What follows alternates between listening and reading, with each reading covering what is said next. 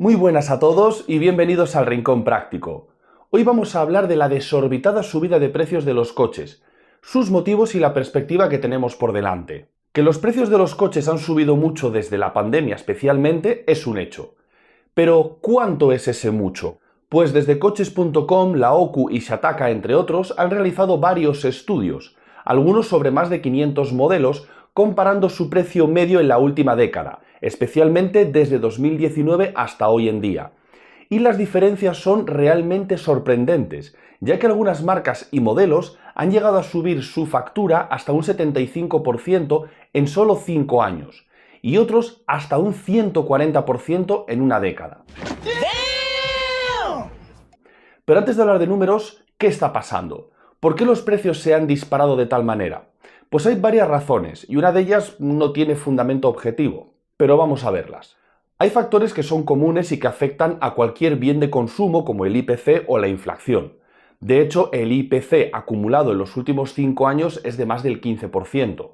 A pesar de ser factores que siempre están ahí, es muy habitual que la gente se olvide de ellos cuando hacen comparaciones de precios con años precedentes.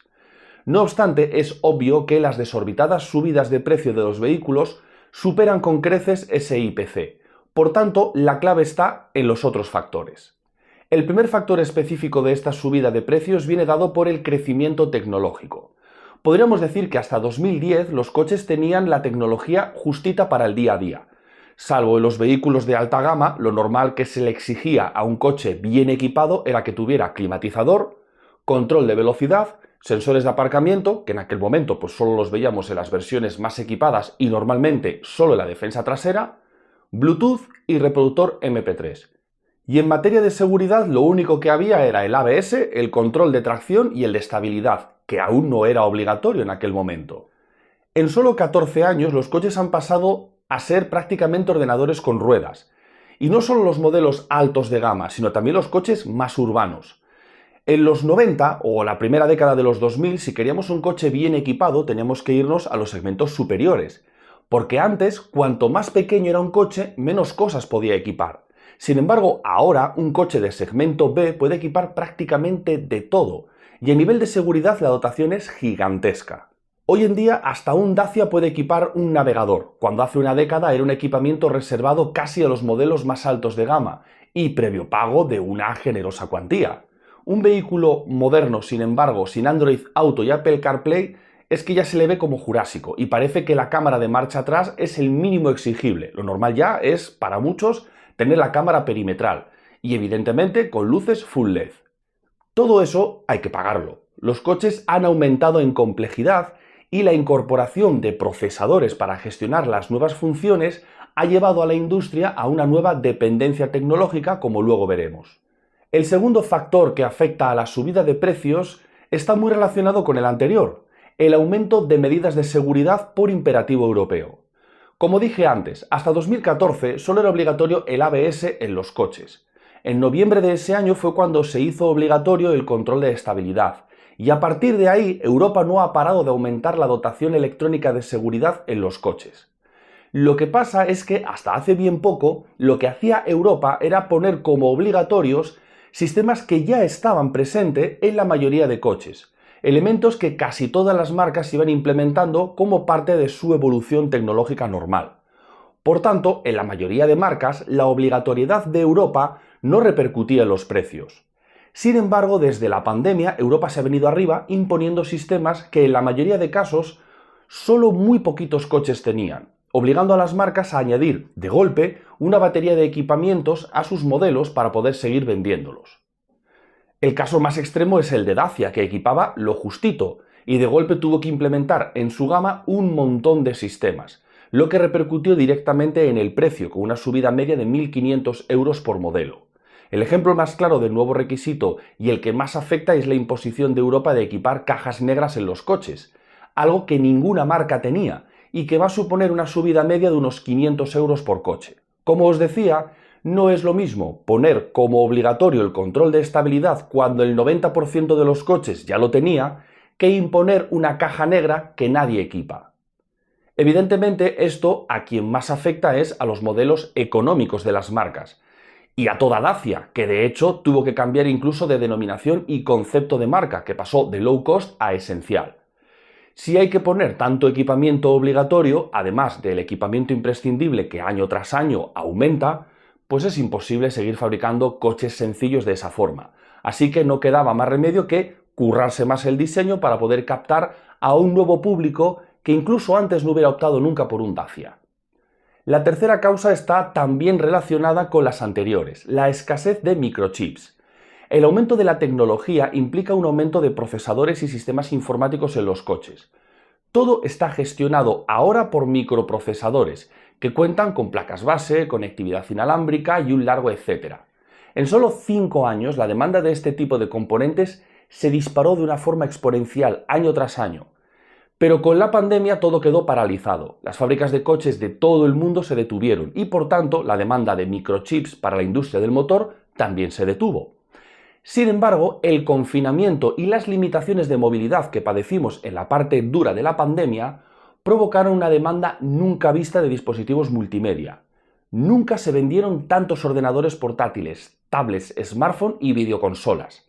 En parte por puro ocio, pero también por las necesidades de teletrabajo. ¿Cuál fue la consecuencia de ese combo de circunstancias? Pues que toda la capacidad productiva de microchips para automoción se trasladó al lado de los sistemas informáticos, multimedia y de telefonía. De tal forma que cuando las marcas de coches retomaron su actividad, se encontraron sin componentes suficientes para montar sus coches. Eso obligó a reducir drásticamente la producción, lo que implica menor productividad y menor beneficio. La solución: vender menos coches, pero más caros para seguir ganando lo mismo. De hecho, el ritmo de producción aún no se ha recuperado. Se estima que estamos en un 19% menos que en 2019. Otra consecuencia de la reducción de producción es que algunos modelos dejaron de ser rentables y las marcas directamente los suprimieron de sus catálogos o los reconvirtieron en modelos eléctricos, mucho más costosos y con un número de ventas muy inferior. Precisamente, relacionado con este último aspecto, tenemos la cuarta causa de esta subida de precios: la electrificación. Después de la pandemia, la Unión Europea quiso dar un vuelco a su economía y a la gestión de sus recursos, y decidió imponer una transición hacia el vehículo eléctrico, estableciendo dos fechas importantes. La primera era 2025, donde se iba a aplicar la nueva norma Euro 7, una normativa de emisiones súper estricta que prácticamente ningún coche en venta podría cumplir, obligando por tanto a las marcas a realizar importantes y cuantiosas inversiones para adaptar sus mecánicas o para desarrollar unas nuevas que cumplan con esa nueva norma. Al mismo tiempo se marcó la segunda fecha importante, 2035. Esa iba a suponer la prohibición a la venta de vehículos de combustión. Claro, aquí se juntaron dos factores muy importantes, que implicaban para las marcas una doble necesidad de inversión. Por un lado, para cumplir con la norma Euro 7 y por otro lado, para reconvertir completamente toda la industria del motor para dar el paso a la fabricación de vehículos eléctricos. Dos inversiones que pocas marcas podían asumir. Sobre todo la primera, porque adaptar o desarrollar nuevos motores de combustión para cumplir con la norma Euro 7 y que solo vayan a poder venderse apenas 10 años, pues no tenía mucho sentido. Así que muchas marcas anunciaron que serían 100% eléctricas mucho antes de la fecha tope marcada por Europa, 2035. Transformar en eléctrica, en poco tiempo además, toda una industria que lleva pues unos 130 años basada en el motor de combustión, supone una inversión ultramillonaria, la mayor inversión a la que la industria se ha enfrentado nunca. ¿Cómo van a pagar esa transición? Pues subiendo el precio de los coches de combustión que están a la venta. La pagamos los consumidores, eso está claro. Evidentemente, las marcas no van a soltar pasta a fondo perdido. Las marcas quieren seguir ganando dinero y cuanto más mejor. Y si para ello hay que hablar con Europa para que imponga unos aranceles a la competencia que viene de fuera, pues oye, se habla con Europa. Ahora bien, la famosa Euro 7 ha sido enormemente flexibilizada y ya no supone un reto inasumible. Es más, se ha convertido en un balón de oxígeno que va a permitir que las marcas sigan vendiendo sus modelos de combustión con pocos cambios hasta 2035, con una inversión mucho menor y totalmente asumible. De hecho, muchos fabricantes han optado incluso por ralentizar su electrificación y van a impulsar las mecánicas tradicionales durante más tiempo. Sin embargo, esto no se está traduciendo en una rebaja de precios. Es más, incluso han subido más si cabe, ya que lo que van a hacer es repercutir la flexibilización en aumentar sus beneficios fabricando lo mismo. En sus planes no está aumentar la producción para abaratar modelos.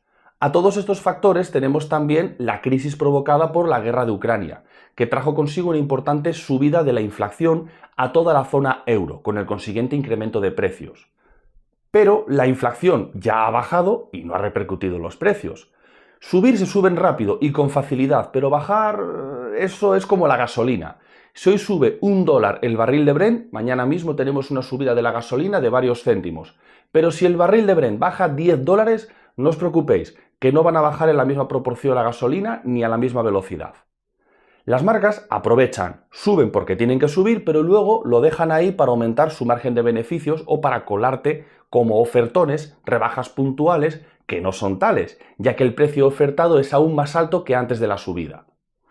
Con todo esto, si miramos los listados de precios que os dije al principio, podemos ver el antes y el después de los precios de los coches más vendidos de Europa. Os pongo unos ejemplos. El Dacia Sandero de 2019 tenía un precio medio de 10.047 euros, mientras que la nueva generación se planta ahora en una media de 15.682, lo que supone un incremento del 56%. Ahí es nada. Peor es el caso del Peugeot 2008. En 2019 su precio medio era de 17.700 euros y en 2024 se ha plantado en los 33.383, una subida del 88%. El Toyota Yaris es otro que tal baila. De 18.824 euros pasamos a 29.977, un incremento del 59%. Y el Fiat 500 es quizá el caso más bestia.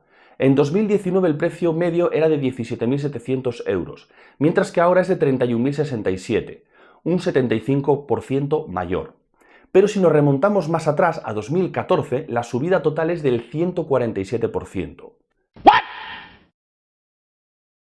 Yo mismo lo viví con mi coche. Cuando compré mi Renault Captur híbrido enchufable allá en 2020, la versión tope de gama, con todos los extras que se podía poner, se podía comprar por menos de 29.000 euros. Lo adquirí en modalidad multiestreno, para valorar qué hacer con el coche tras 3 años. Cuando quedaban 8 meses para cumplir el tercer año, fui al concesionario para valorar cambiarlo por el mismo modelo, porque en ese momento no había otro que me gustara. Eso sí, con otro color para que no fuera idéntico. Y resultó que un modelo con el mismo equipamiento del mío se plantaba en 9.000 euros más, solo 2 años después de haberlo comprado. Evidentemente me quedé con el coche que tengo. Pues ya veis, así están las cosas. Luego se extrañan del envejecimiento del parque móvil europeo, que ha alcanzado niveles nunca vistos. ¿La perspectiva de todo esto cuál es? Pues muy mala, porque las marcas van a seguir haciendo exactamente lo mismo. Ahora mismo la venta de coches sigue creciendo lentamente, no se recupera el ritmo de 2019, pero siguen subiendo. Los márgenes de beneficio de las marcas se han incrementado a lo bestia y todas las marcas están anunciando enormes beneficios, sobre todo en lo que se refiere a los vehículos de combustión. Por lo tanto, salvo que venga una competencia extranjera que empiece a fabricar en Europa, y con esto me estoy refiriendo a los chinos, que pueda forzar un poco al resto de marcas europeas a abaratar un poco sus vehículos para hacer frente a esta competencia, pues poca cosa vamos a ver. Realmente las marcas van a seguir como hasta ahora. Así que, pues nada, salvo ofertones puntuales, la cosa va a seguir a peor. De momento, esto es todo. Veremos a ver qué podemos hacer el día que tengamos que cambiar de coche. Un saludo y hasta otra.